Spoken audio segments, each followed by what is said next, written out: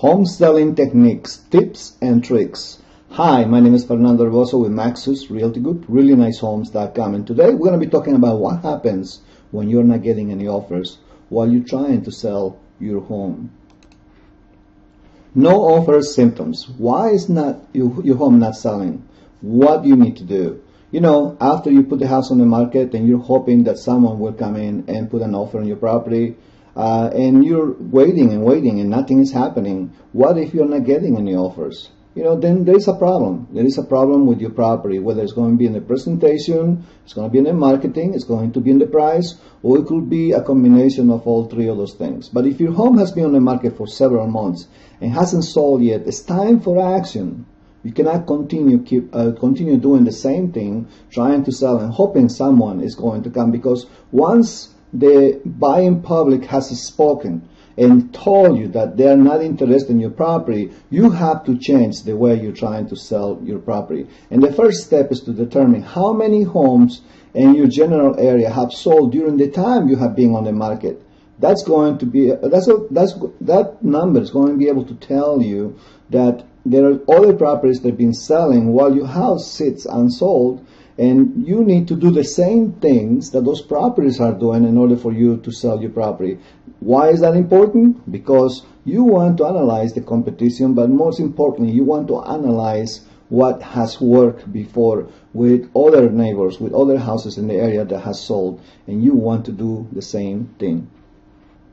So we continue the analysis, and we ask ourselves, are all the homes that sold similar to yours? You need to compare apples to apples and oranges to oranges, basically, okay? There is some similarities in some properties on the neighborhood. In some cases, they are not. So you need to make those adjustments according to what the other properties look like compared to yours.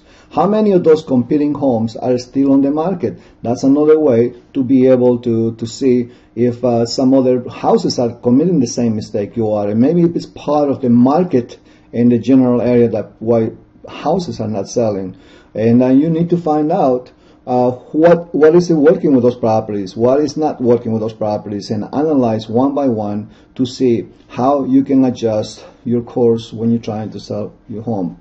And so why is this relevant to you when you're trying to analyze the competition? And I just want to make sure you understand that when we're trying to sell a property, we want to make sure that we are going to be above the competition. We're going to stick out above the competition. We're going to be the most value that you're going to be offering in the neighborhood, and that this is what you want as a goal for your property if you want to sell it.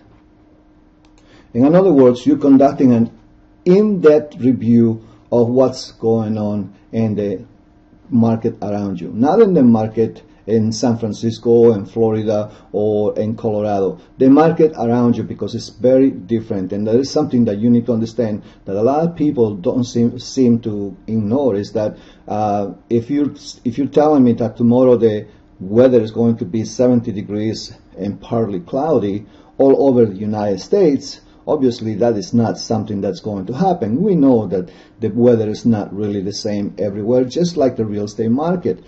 Every real estate market, every location, every city, every state, even the neighborhoods have different statistics and different methods. We follow those markets, and some of them are strong, some of them are weak.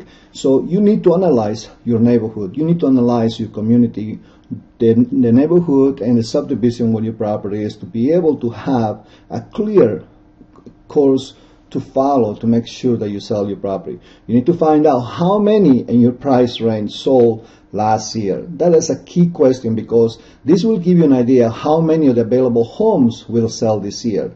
You know, and that is something that you have to work with your real estate agent. Your real estate agent should have this information very available for you to be able to tell you. So, because when you're studying what happens in the last 12 months, even in the last 6 months, that's a good indication what is going to happen in the next 6 months or in the next 12 months. Those are the basic questions that you need to ask. And the reasoning of this is that whatever happened before is going to happen again. The marketing aspect of this property also is very important. You need to bring attention to your property and make sure is the one that one of the homes that will sell. But first of all, you need to bring the crowds to your property. You know, a lot of times, you know, we may see properties that are on the market and nobody knows about it. You know, for one reason or another, they're just completely the same. They blend in the crowd, and there is really nothing appealing about this property. It's nothing that is going to say, hey, I need to study this property a little bit more. Maybe this is something I want to buy, you know.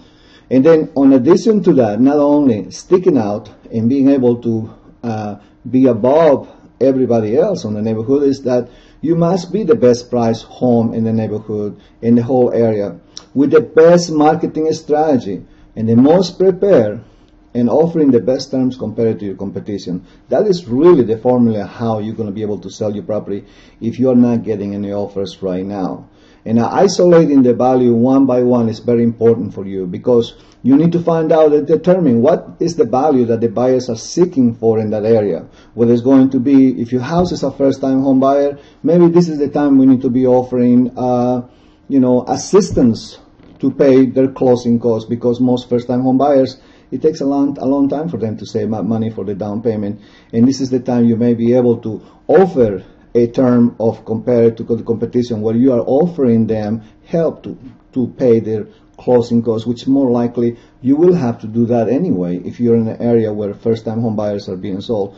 And if your property is established property, or there's going to be something that is being on the market for a long time and you haven't sold it yet, obviously, you know, the price is very important on this, but at the same time, how you prepare the property, you know, make it in a way that you're going to be completely different as the other properties, whether it's going to be on the interior, the exterior, or something that really offers value to the buyer. And you need to amplify those points when you're showing your property. And let me repeat some things that if you're not moving and the house is not selling, is that in the local market it's very soft. You know, you have to be aggressive. You know, you can offer, like I was saying, to pay some of the buyer's closing costs in the form of a seller's contribution. You can offer a home warranty. That's another thing that may be possible to entice buyers to come to your property and be okay with your property. You can differentiate your property from others by offering these terms, and you need to ask your listing agent to make sure that it's really in the listing description. So when buyers are looking at properties, when buyers are going and scanning the properties, they can see these little snippets where it says, you know, this guy is offering this or this guy is offering that. You know, maybe I need to really, pick this property. So the one I'm going to go and see to see if I like it and I want to buy it. You know, you need to act fast on this before anyone else, because your competition is also having the same problems. You need to understand there's a lot of listing agents. They're not selling the properties in your neighborhood.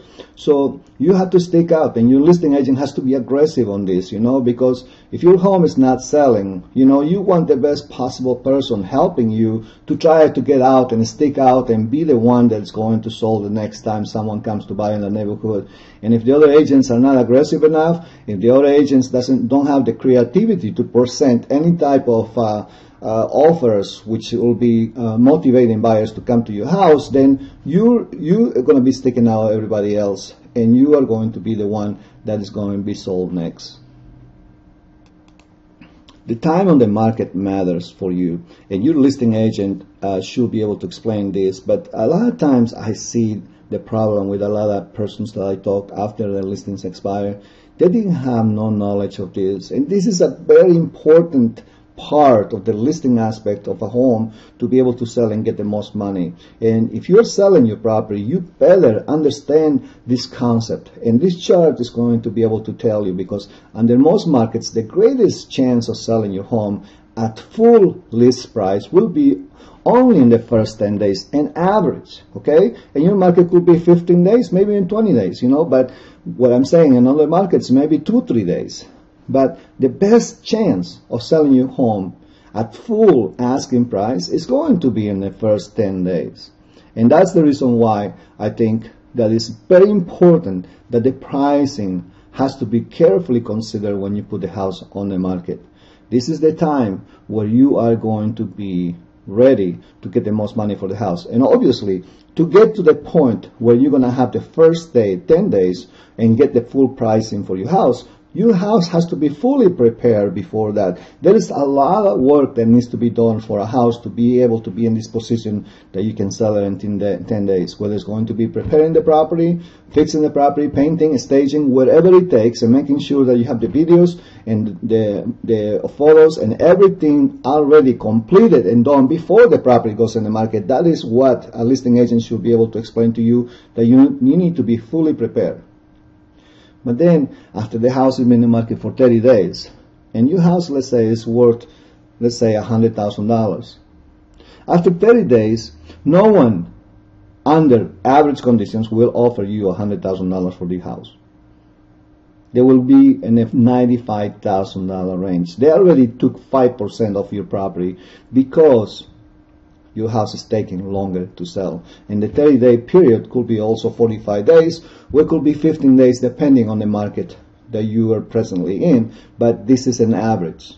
After 30 days, don't expect full price, full listing price offer for your property. You will always get a lot less, which is in this case 5% in average. So you'll be getting $95,000 offer for the property. But let's go even further when the house is in the market for 90 days. And the reason your house is in the market for 90 days, it could be because you have bad preparation, bad marketing, or you had the bad pricing, bad pricing strategy. And if your house is being on the market for 90 days, then don't expect full listing price offer. They will drop you about 10%, which is $90,000. You know, and then this is something that you have to understand. That is why pricing is always one of the biggest reasons why houses are not selling, is because you are not on top of things, and your agent is not helping you, is not explaining to you that you need to be on top of things. Because even go further to 120 days, and then people will be giving you an offer of 85% of your total listing price, which in a $100,000 home, you will be expecting an offer for $85,000 if you being on the market for 120 days. And that is the percentage of listing price you're likely to get. But one major thing that you need to understand after learning about this is that when you're dropping your price after 30 days, after 90 days, 120 days, you are dropping your listing price. So remember, this is not from your originally asking price. This is going to be from the price you have the house in the market for after you make the adjustments because you made a mistake initially when you first put the house in the market. So in other words, if you have the house in the market for $100,000, you know, your house will be going through a bunch of changes on the prices until you get to 120 days. You're not going to have the house on the market for $100,000. You're possibly going to drop it to 98, 97, 95. And by the time you get to 120 days, the 85% you're going to get is going to be on the actual asking price, which in that case may be only $95,000, even $90,000 because you drop your price so much. And from that point, you're still going to get that discount that the buyers are perceiving because your house is in the market for such a long time for 15%. So this 85% is from $90,000, not from $100,000. You know, understand that this is a very important factor for you to be able to have someone to guide you, to making sure that they're giving you the right information. So when you're ready to put a house in the market for the first time, you are not making a mistake because a lot of people are doing this.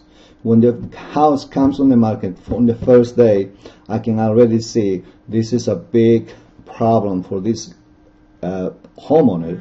This is something that I think is going to be a long affair of understanding and learning while the house is sitting on the market unsold and being reduced by buyers every day a certain percentage because it's not selling. If people are not buying your home, it's because there's something wrong for the house. So when someone finally gives you an offer, they're doing you a favor, and that's what they're perceiving. And that's why you don't have no negotiating whatsoever from your part, because there's nothing for you to say. The house being in the market over 120 days, not sold, you cannot say anything else. So you need to just be at the mercy of the buyer, hoping that they're going to offer you the right amount. I want to thank you for listening to this presentation. This is going to be part of my book I am writing presently about listing homes and helping homeowners sell their properties. My name is Fernando Herboso. I'm a broker, listing expert for Maxus Realty Group, reallynicehomes.com, and I'm serving Maryland, DC, and Virginia. My phone number, 301-246-0001. Thank you, and have a great day.